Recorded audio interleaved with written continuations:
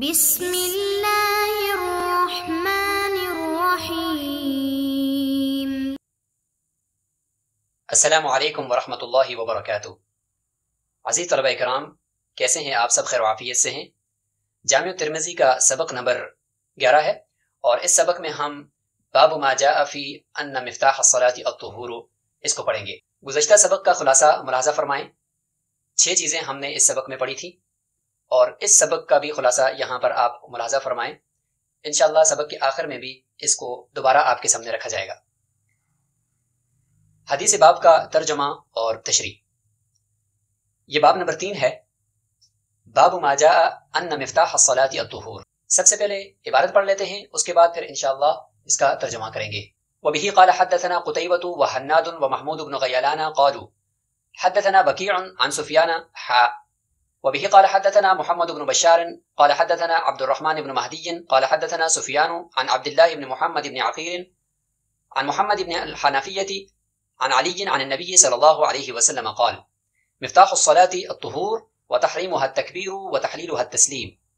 قال أبو عيسى هذا الحديث أصح شيء في هذا الباب وأحسن، وعبد الله بن محمد بن عقيل هو صدوق وقد تكلم فيه بعض أهل العلم من قبل حفظه.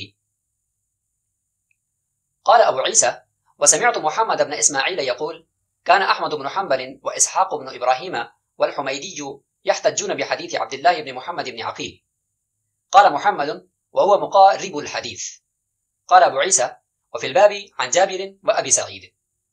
وبه قال حدثنا أبو بكر محمد بن زنجوي البغدادي وغير واحد قال حدثنا الحسين بن محمد قال حدثنا سليمان بن قرم عن أبي يحيى القتاد عن مجاهد عن جابر بن عبد الله رضي الله عنهما قال قال رسول الله صلى الله عليه وسلم مفتاح الجنة الصلاة ومفتاح الصلاة الوضوء۔ حدیث باب کے راویوں کے حالات جاننے سے پہلے ہم حدیث کا مختصر ترجمہ کر لیتے ہیں۔ نماز کی کنجی پاکی ہے، اور نماز کا تحریمہ تکبیر ہے، اور نماز ختم کرنے والی چیز تسلیم ہے، یعنی سلام پھیرنا ہے۔ مفتاح الصلاۃ، نماز کو ایک مقفل اور بند چیز کے ساتھ تشبیہ دے دی، اور اس کے لیے پاکی کو چابی کے ساتھ تشبیہ دے دی کہ چابی لگے گی تو پھر وہ تالے میں بند چیز کھلے گی، تو لہٰذا پاکی چاہے وہ کپڑے کی ہو، جسم کی ہو، اور اس کے علاوہ پاکی ہو، تو یہ ساری اس میں داخل ہے۔ جو کنجی اور چابی ہے وہ پاکی ہے۔ اور یہاں پہ جو اضافت ہے وہ فی کے معنی میں تحریمھا، یعنی تحریم نماز کے اندر، التحریم فیہا، نماز کے اندر حرام کر دینے والی چیز، یعنی ہر چیز کو حرام کر دینے والی جو نماز سے باہر ہم کرتے ہیں، مثلا باتیں کرنا، کھانا پینا، چلنا پھرنا، ادھر ادھر دیکھنا، یہ سب حرام کرنے والی جو چیز ہے وہ التکبیر، وہ تکبیر ہے جو شروع میں ہم اللہ اکبر کہتے ہیں۔ اور وتحلیلھا، اور نماز کے اندر حلال کر دینے والی چیز وہ تسلیم ہے، آخر میں سلام پھیریں گے تو وہ ساری چیزیں جو نماز کے اندر ممنوع تھیں وہ اب آپ کے لیے کرنا حلال ہو جاتا ہے۔ اس باب کے تحت اس حدیث کو لانے کا مقصد، اس کا پہلا حصہ ہے مفتاح الصلاۃ الطہور، اسی وجہ سے امام ترمذی رحمہ اللہ نے یہی باب قائم کیا ہے۔ اور نماز کا جو تحریمہ ہے وہ تکبیر ہے، اور نماز کی جو تحلیل ہے، اس کو حلال کرنے دینے والی چیز وہ تسلیم ہے۔ یہ اصل میں کتاب الصلاۃ کے اندر بھی چونکہ آئے گا، اس لیے یہاں پر ہم مختصر ذکر کریں گے، اور اس کے اندر جو اقوال ہیں اور ابحاث ہیں وہ انشاءاللہ کتاب الصلاۃ کے اندر آئیں گی۔ امام ابو عیسیٰ رحمہ اللہ فرماتے ہیں، امام ترمذی رحمہ اللہ فرماتے ہیں کہ یہ حدیث اس باب کے اندر اصح شیء و احسن، یعنی سب سے بہترین اور اس قابل یہ حدیث ہے کہ اس کو اس باب کے تحت لایا جائے، ورنہ دوسری احادیث بھی موجود ہیں لیکن ان کے الفاظ تھوڑے سے اس سے مختلف ہیں۔ تو امام ترمذی رحمہ اللہ کی یہ اپنی اصطلاح ہے اصح شیء و احسن۔ تو اس کا یہ مطلب نہیں ہوتا کہ وہ حدیث فی نفسی ہی بھی صحیح ہے، ممکن ہے کہ وہ حسن کے درجے میں ہو، لیکن اس باب کے تحت یہ اصح شیء ہے۔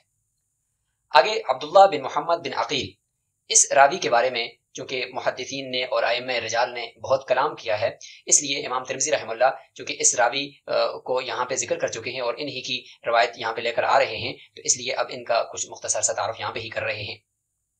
ہوا صدوق، یہ تعدیل کا ایک ہلکا لفظ ہے۔ وقد تکلم فیہ بعض اہل العلم، اور بعض اہل علم نے اور ائمہ رجال نے ان کے بارے میں کلام فرمایا ہے، من قبل حفظہ، ان کے حافظے سے متعلق، ان کا حافظہ وہ قوی نہیں تھا۔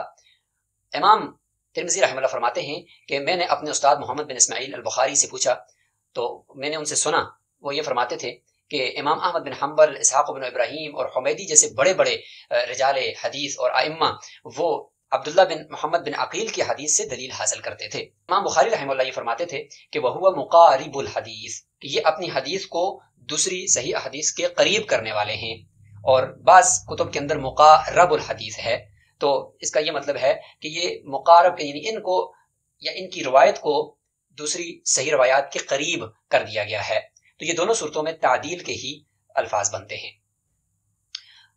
امام ترمذی رحمہ اللہ فرماتے ہیں کہ اس باب کے اندر حضرت جابر اور حضرت ابو سعید خدری رضی اللہ عنہ کی بھی روایت موجود ہیں، اور پھر بعض نسخوں کے اندر امام ترمذی رحمہ اللہ نے حضرت جابر کی روایت کو خود ذکر کیا ہے، جیسے کہ یہاں پر ذکر ہے، اور بعض نسخوں کے اندر یہ ذکر نہیں ہے، اور ابو سعید خدری رضی اللہ عنہ کی جو روایت ہوگی وہ اس کے بعد آخر میں ذکر کر دی جائے گی، اور حضرت جابر رضی اللہ عنہ والی جو روایت ہے اس کے الفاظ ابھی آپ نے یہاں پر دیکھ لیے، جس میں یہ تھا مفتاح الجنت الصلاۃ و مفتاح الصلاۃ الوضوء۔ اب یہاں پہ ہم حدیث باب کے راویوں کا کچھ مختصر ذکر کر لیتے ہیں۔ قتیبہ بن سعید، ان کا تعارف پچھلی حدیث میں گزر چکا ہے۔ حناد بن سری، ان کا بھی مختصر تعارف پچھلی حدیث میں گزر چکا ہے۔ وکیع، محمود بن غیلان، عبد الرحمن بن مہدی، محمد بن بشار، عبداللہ بن محمد بن عقیل، محمد بن حنفیہ، اور آخری راوی سفیان ہیں۔ مختصر تعارف ان روات کا یہاں پہ ذکر کیا جائے گا جن کا اس سے پہلے نہیں ہوا۔ تقریب التہذیب سے ان راویوں کے حالات کو دیکھتے ہیں۔ سب سے پہلے محمد بن بشار، یہ تقریب التہذیب میں راوی نمبر 5791 ہیں، اور صفحہ نمبر 828 کے اوپر ان کا تعارف موجود ہے۔ محمد بن بشار بن عثمان العبدی البصری، ابو بکر، اور ان کی ایک کنیت بندار بھی ہے، ثقہ ہیں اور 10ویں طبقے سے تعلق رکھتے ہیں، اور آگے ان کی تاریخ وفات بھی ہے۔ اور دوسرے ہیں جی محمود بن غیلان العدوی، ابو محمد المروزی، بغداد کے رہنے والے تھے، اور یہ بھی ثقہ ہیں۔ نمبر 3 عبد الرحمن بن مہدی بن حسان العنبری، یہ بھی ثقہ ہیں، ثقۃ ثبت۔ اور آگے عبداللہ بن محمد بن عقیل بن ابی طالب الحاشمی، ابو طالب اور کی اولاد میں سے ہیں، اور ہاشمی خاندان سے آپ کا تعلق ہے، اور ان کی جو والدہ ہیں وہ زینب بنت علی ہیں، یعنی حضرت علی رضی اللہ عنہ کی صاحبزادی ہیں۔ صدوق فی حدیثہ لین، کہ سچے ہیں لیکن ان کی حدیث کے اندر تھوڑی کمزوری ہے، اور فرماتے ہیں کہ وہ یقال تغیر بآخرہ، کہ آخر عمر کے اندر ان کے حافظے کے اندر تغیر پیدا ہو چکا تھا، تو اس لیے ان کی روایت کے بارے میں ائمہ جرح و تعدیل آپس میں اختلاف بھی کرتے ہیں، اور پھر وہیں سے فقہا جب ان کی روایات کو لیتے ہیں استدلال کے لیے، تو دوسرے فقہا ان کے ساتھ جو اختلاف رکھتے ہیں، تو اس کی بھی وجہ یہی ہوگی کہ یہ روایت چونکہ عبداللہ بن محمد بن عقیل اس میں ہیں، تو اس لیے اس روایت کو نہیں لیا جائے گا۔ تو بہرحال ہم یہاں پر النفح الشذی کے اندر بھی اس کو دیکھ لیتے ہیں۔ عبداللہ بن محمد بن عقیل سے روایت کرنے والے ابن عیینہ بھی ہیں، زہیر بن معاویہ بھی ہیں، شریک بھی ہیں، النخعی بھی ہیں، یہ ایک پوری تفصیل سے یہاں پہ فہرست مل رہی ہے، اور بعض ائمہ کے اقوال بھی ان کے بارے میں آپ کو یہاں پہ نظر آ رہے ہیں۔ لا یطعن علیہ الا متحامل وهو اقوى من كل من ضعفه، یہ اس طرح کے الفاظ یہاں پر ملتے ہیں۔ اور بعض نے یہ بھی فرمایا وهو خیر من ابن سمعان، کہ یہ ابن سمعان سے زیادہ بہتر ہیں۔ ويكتب حديثه، وقال ابن سعد منکر الحدیث، یہ ذرا سخت الفاظ انہوں نے استعمال کیے ہیں، لا يكتب حديثه وكان كثير العلم مات سنة 45 و100، وقال ابن حبان كان رديء الحفظ، کہ آخری عمر میں ان کا حافظہ جو ہے وہ کمزور ہو گیا تھا۔ تو یہ مختلف الفاظ عبداللہ بن محمد بن عقیل کے بارے میں منقول ہیں۔ اسی طریقے سے علامہ سعدی سے بھی یہ قول ایک نقل کیا گیا ہے کہ یوقف عنہ عامۃ ما یروى عنہ غریب، کہ بہت بڑی تعداد ان سے جو مروی ہے وہ غریب حدیث کی ہے، اور آگے بہت سارے اقوال ذکر کیے گئے ہیں۔ محمد بن علی بن ابی طالب الحاشمی، ان کی جو کنیت ہے وہ ہے ابن الحنفیہ، اپنی والدہ کے قبیلے کی طرف یہ منسوب ہیں، اور ایک ثقہ راوی ہیں۔ اب آتے ہیں کہ روایت کے اندر جو سفیان ہیں، تو سفیان سے کون مراد ہے؟ سب سے پہلے ہم دیکھتے ہیں کہ سفیان نام کی کون کون سی دو مشہور شخصیات ہیں۔ نمبر 1 سفیان بن سعید بن مسروق الثوری، ابو عبداللہ الکوفی، یہ کوفہ کے رہنے والے اور ایک ثقہ راوی ہیں اور امام ہیں۔ لیکن اسی کے ساتھ دوسرے بھی ایک سفیان ہیں، اور وہ ہیں سفیان بن عیینہ، ابی عمران میمون الہلالی، ابو محمد الکوفی ثم المکی، یہ بھی ثقہ ہیں۔ اور دلچسپ بات یہ ہے کہ ان کے اساتذہ اور ان کے تلامذہ اور ان کا زمانہ یہ بھی تقریباً ایک ہی جیسا ہے۔ اب اس کے اندر اگر یہ کسی جگہ پر بغیر ولدیت کے ذکر کیے جائیں گے تو سمجھنے میں دشواری ہوگی کہ اب یہ سفیان بن عیینہ ہیں یا سفیان بن ثوری ہیں۔ تو اس جگہ پر بھی ایسا ہوا کہ اس روایت کے اندر جو عن سفیان لکھا ہوا ہے، اس کے بعد نہیں پتا کہ یہ سفیان ثوری ہیں یا سفیان بن عیینہ ہیں۔ اب یہاں پر ہم اس کو ذرا سمجھنے کی کوشش کرتے ہیں۔ العرف الشذی کے اندر یہ لکھا ہے کہ وَأَكْثَرُ تَلَامِذَةِ سُفْيَانَيْنِ وَشُيُوخِهِمْ مُتَّحِدُونَ فَتَتَبَّعْتُ، تو بہت زیادہ مصنف نے چھان بین کی، فرماتے ہیں فَوَجَدْتُ فِي تَخْرِيجِ الْهِدَايَةِ لِلطَّبْرَانِي أَنَّهُ ثَوْرِيٌّ لَا ابْنُ عُيَيْنَةَ، کہ یہ ثوری ہیں، ابن عیینہ نہیں ہیں۔ اب ہم دیکھتے ہیں کہ یہ کہاں پر یہ ہدایہ کی تخریج میں نقل کیا گیا ہے۔ تو نصب الرایہ لأحادیث الہدایہ، اس کے اندر ہمیں یہ ملتا ہے، یہی حدیث ذکر کی گئی ہے، اس میں امام ترمذی رحمہ اللہ کے قول کو ذکر کرنے کے بعد فرماتے ہیں کہ قال فی الامام ورواه الطبرانی ثم البیہقی من جہت ابی نعیم عن سفیان الثوری، اسی حدیث کو فرماتے ہیں کہ سفیان ثوری سے ابو نعیم نقل کرتے ہیں، عن عبداللہ بن محمد بن عقیل عن ابن الحنفیہ یرفع الى النبی صلی اللہ علیہ وسلم مفتاح الصلاۃ والطہور الى آخر الحدیث۔ تو یہاں سے پتہ چلا کہ یہ سفیان ثوری ہیں، نہ کہ سفیان بن عیینہ ہیں۔ اب آتے ہیں کہ لفظ جو ابھی ابھی ہم نے عبارت کے اندر دیکھا مقارب الحدیث اور پھر بتایا کہ مقارب الحدیث، یہ دونوں ذکر کیے جاتے ہیں، تو یہ کہاں پر ہمیں اس کی تشریح ملے گی؟ تو فتح المغیث کے اندر جلد نمبر 2 صفحہ نمبر 119 پر یہ موجود ہے کہ مقاربوہ، اصل میں یہ ابن الصلاح نے اس کی تفصیل کی ہے، لیکن پہلے ہم یہاں پر دیکھیں گے، پھر یہاں سے مقدمہ ابن صلاح کی طرف جائیں گے۔ تو مقاربوہ یعنی الحدیث من القرب ضد البعد، کہ جو حدیث ہے وہ قریب ہے صحیح احادیث کے اور بعد کی یہ ضد ہے، وہو بکسر الراء یعنی مقارب الحدیث کما ضبط فی الاصول الصحیحۃ من کتاب ابن الصلاح المسموعۃ علیہ۔ تو مقدمہ ابن صلاح کے اندر یہ اسی طریقے سے کسرے کے ساتھ موجود ہے، اور اسی طریقے سے فرماتے ہیں علامہ نووی نے بھی اس کو ضبط کیا ہے، امام جوزی نے بھی کیا ہے، اور بھی بہت سارے ائمہ نے بھی اس کو ذکر کیا ہے، اور بعض نے اس کو دونوں طرح ذکر کیا ہے، مقارب الحدیث اور مقارب الحدیث، وممن ضبطها بالوجہین، کسرہ اور فتح دونوں کے ساتھ، تو ابن العربی ہیں، وہ ابن دحیہ ہیں، والبطلیموسی ہیں، وہ ابن رشید ہیں۔ تو اب یہاں پر دونوں اس کے اعراب ہمیں معلوم ہو گئے، اور جب یہ فتح کے ساتھ ہوگی تو اس وقت اس کا معنی یہ ہوگا کہ یقارب الناس فی حدیثہ ویقاربونہ، یعنی ان کی جو حدیث ہے یہ لوگوں کو اپنی حدیث کے قریب کرتا ہے، اور یا یہ حدیث کو صحیح احادیث کے قریب کر دیتا ہے۔ تو نہ یہ حدیث حسن ہوتی ہے، نہ صحیح ہوتی ہے، لیکن شاذ بھی تو نہیں ہوتی نا، تو ان سب کے یہ درمیان میں ہوتی ہے، اور نہ ہی وہ فرماتے ہیں کہ نہ ہی وہ منکر ہوتی ہے۔ اب یہاں پر چونکہ بہت سارے نام ذکر کیے گئے، تو اس میں سے ہم مقدمہ ابن صلاح کی طرف جاتے ہیں اور وہاں پر ہم اس کو دیکھتے ہیں۔ تو یہ علوم الحدیث جو معروف ہے مقدمہ ابن صلاح کے نام سے، تو اس میں یہ ہے کہ وَمِمَّا لَمْ يَشْرُحْ ابْنُ أَبِي حَاتِمٍ وَغَيْرُهُ مِنَ الْأَلْفَاظِ الْمُسْتَعْمَلَةِ فِي هَذَا الْبَابِ قَوْلُهُمْ فُلَانٌ قَدْ رَوَى النَّاسُ عَنْهُ، فُلَانٌ وَسَطٌ، فُلَانٌ مُقَارِبُ الْحَدِيثِ، فُلَانٌ مُسْتَرَبُ الْحَدِيثِ، فُلَانٌ لَا يُحْتَجُّ بِهِ۔ تو یہاں پہ دیکھیں مقارب الحدیث آ گیا۔ التقیید والایضاح، یہ مقدمہ ابن صلاح کی شرح ہے، اس کے اندر فرماتے ہیں کہ مصنف نے یہاں پر بہت سارے الفاظ کو ایک جگہ لکھ دیا ہے، لیکن ہم اس کی تشریح کریں گے، تو اس جگہ بھی انہوں نے یہاں پہ تفصیل کے ساتھ مقارب الحدیث اور مقارب الحدیث کو ذکر کیا ہے، جیسے یہاں پہ فرماتے ہیں وفلان وسط وفلان متقارب الحدیث۔ اسی طریقے سے فرماتے ہیں کہ یہ جو مقارب الحدیث ہے، تو فرماتے ہیں کہ ضبط فی الاصول الصحیحۃ المسموعۃ علی المصنف بکسر الراء، راء کے کسرے کے ساتھ منقول ہے۔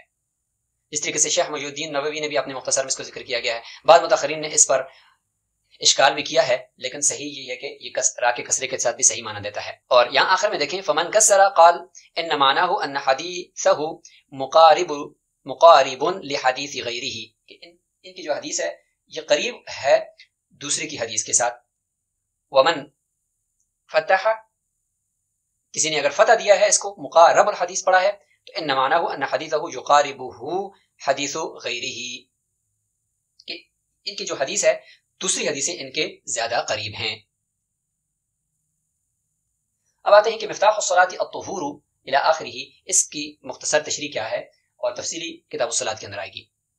معارف السنن سے ہم دیکھتے ہیں تو اس میں لکھا ہے کہ تفید القصر وهذه الجملة موضع اتفاق بین الائمہ، حیث لا صلاۃ بغیر طہور، ان کے بالاتفاق اس حصے میں کسی کا کوئی اختلاف نہیں کہ نماز کی جو چابی ہے وہ پاکی ہے۔ اور یہاں پر اگر آپ غور کریں تو مفتاح الصلاۃ الطہور، یہاں پہ مبتدا اور خبر دونوں معرفہ ہیں، تو جب مبتدا اور خبر دونوں معرفہ ہو جائیں تو یہ حصر کا تقاضا دیتا ہے اور اس کے اندر مزید تاکید آ جاتی ہے۔ اور تحلیل کے بعد فرمایا کہ لا یکون الا بتسلیم ولکن فیہما وقع الخلاف بین الائمہ، اب دونوں میں اختلاف ہوتا ہے، تحریمها التکبیر اور تحلیلها التسلیم، دونوں میں اختلاف ہوا ہے۔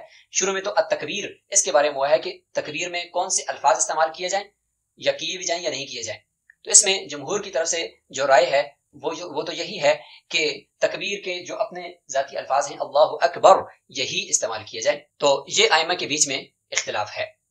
فرماتے ہیں کہ ثم اختلفوا فی کون تکبیر التحریم هل هي شرط لافتتاح الصلاة ام رکن منها، کہ کیا یہ نماز کے لیے شرط ہے، کیونکہ شرط وہ ہوتی ہے جو چیز سے خارج ہو، یا یہ نماز کا رکن ہے، اور رکن وہ چیز ہوتی ہے جو نماز کے اندر ہوتی ہے۔ چونکہ یہ بارڈر پر واقع ہیں، آخری سلام بھی اور شروع میں تکبیر تحریمہ بھی، تو ان کو رکن کہا جائے یا شرط کہا جائے، تو اس میں ائمہ کا اختلاف ہوا ہے۔ اچھا، سب سے پہلا مسئلہ یہی ہے کہ امام مالک، شافعی اور امام احمد رحمہم اللہ یہ اللہ اکبر کا جو لفظ ہے اسی کے فرض ہونے کی طرف گئے ہیں، اور وہ فرماتے ہیں کہ یہی فرض ہے۔ اور امام شافعی رحمہ اللہ کے نزدیک اللہ اکبر یہ بھی اس میں شامل کر لیا جائے، کہ وہ فرماتے ہیں کہ یہ بھی فرض ہے۔ وذهبوا الى فرضیت السلام علیکم فی الاختتام، اور اسی طریقے سے آخر میں جو السلام علیکم کہا جاتا ہے تو اس کی بھی وہ فرضیت کے قائل ہیں۔ اب آتے ہیں امام ابو حنیفہ رحمہ اللہ کی طرف، تو وہ فرماتے ہیں کہ ہر وہ ذکر جو اللہ تعالیٰ کی تعظیم کو بیان کرے تو اس کے ذریعے سے بھی آپ تکبیر تحریمہ کہہ سکتے ہو، اگرچہ فتویٰ اس قول پر احناف کا نہیں ہے، لیکن بہرحال امام ابو حنیفہ رحمہ اللہ کا یہ قول ہے۔ لہٰذا وہ فرماتے ہیں کہ اللہ اجل، اللہ اعظم، اس طرح کے الفاظ بھی اگر کسی نے ادا کر لیے تو اس کی نماز ہو جائے گی۔ اب آتے ہیں کہ سلام کے بارے میں ائمہ کے کیا اقوال ہیں، کہ آخر میں جو سلام پھیرنا ہے، تو تعریف النفع الشذی میں لکھی ہے کہ وتسلیم ہوا حل ما کان منعقدا، کہ جو چیز گوئے کہ بندی ہوئی تھی اس کو حلال کر دینا، اس کو کھول دینا، او حل ما کان حراما، یا جو چیز حرام تھی نماز کے اندر، کھانا پینا سب کچھ، اب وہ حلال ہو چکی ہے۔ ولذلك قلنا، اسی لیے ہم کہتے ہیں کہ لا یکون الا بنیہ، کہ یہ نیت کے بغیر یہ سلام بھی نہیں ہونا چاہیے۔ ولا ينحل شرعا ما كان منعقدا الا بقصد، فرماتے ہیں کہ یہ اس وقت تک نماز سے نہیں نکل سکتے، کوئی چیز حلال نہیں ہو سکتی شرعی طور پر جب تک کہ اس کی نیت نہ ہو۔ تو بہرحال یہ شوافی کا ایک قول ہے۔ امام ابو حنیفہ رحمہ اللہ استدلال کرتے ہیں جو امام بہیقی نے ذکر کی ہے روایت، اور وہ روایت یہ ہے کہ اذا جلس مقدار التشہد ثم احدث فقد تمت صلاته، اگر کوئی مقدار تشہد کے بیٹھ گیا اور پھر اس کے بعد اس کو حدث لاحق ہو گیا سلام پھیرے بغیر، تو اس کی نماز ہو جائے گی۔ تو امام ابو حنیفہ رحمہ اللہ فرماتے ہیں کہ سلام کے الفاظ یہ فرض نہیں ہیں، فرض اصل یہ ہے کہ اپنے اختیار سے وضو توڑ دیا یا اپنے اختیار سے نماز کو توڑ کر نکل گیا، تو اس سے بس اس کی نماز ہو گئی۔ اچھا، وفی الباب عن فلان کی مصداق کون کون سی روایتیں ہیں، تو ایک روایت تو پیچھے متن میں گزر چکی ہے، دوسری روایت کو ہم دیکھتے ہیں یہاں پر۔ وفی الباب مما لم يذكره حدیث ابن مسعود ذکرہ الطبرانی فی معجمہ الکبیر من حدیث ابی اسحاق عن ابی الاحوص، فرماتے کہ اس باب میں ایک اور روایت آ سکتی تھی جس کو امام ترمذی رحمہ اللہ نے ذکر نہیں کیا، اور اس کی سند یہ ہے، اور اس کے الفاظ یہ ہیں مفتاح الصلاۃ التکبیر وانقضاؤها بالتسلیم۔